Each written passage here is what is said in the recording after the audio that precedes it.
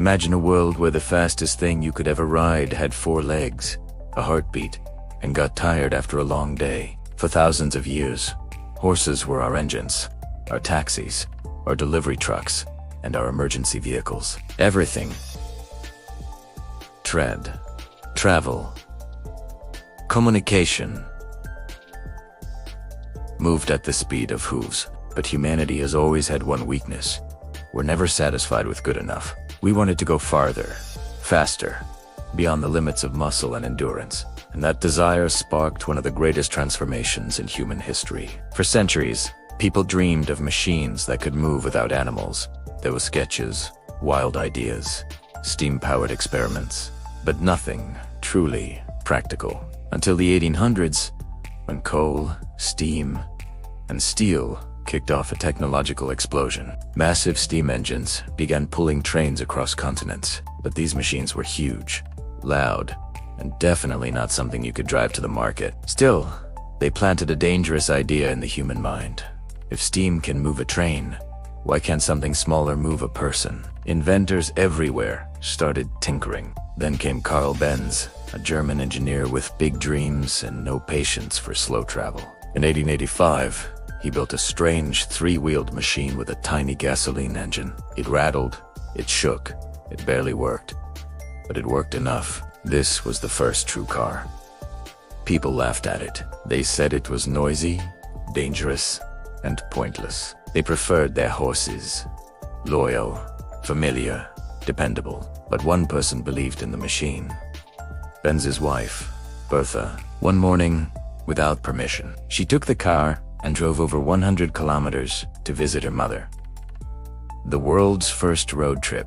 Along the way, she fixed the engine with a hat pin and a hair clip. She even stopped at a pharmacy to buy fuel, making it the first gas station in history. That trip changed everything.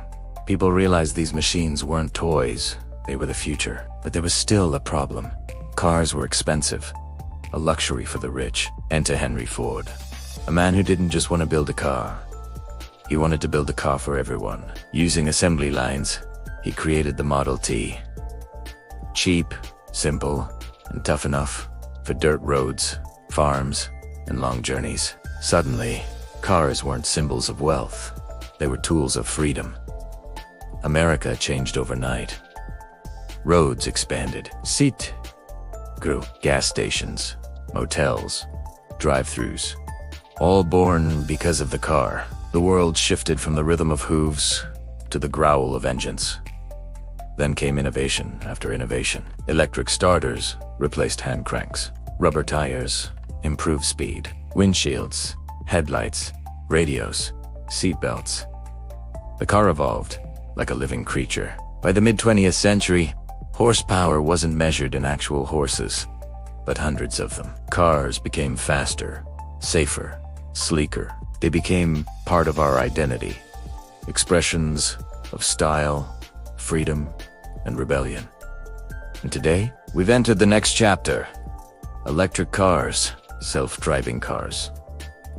Vehicles powered by software instead of gasoline. We're dreaming again, just like the inventors who stared at steam engines and imagined something better. From horses to horsepower to algorithms, humanity's journey never stops. But no matter how advanced our machines become, one thing stays the same. We're always chasing the next frontier, always dreaming of a faster, better tomorrow. And that's how we went from riding hooves to riding the future.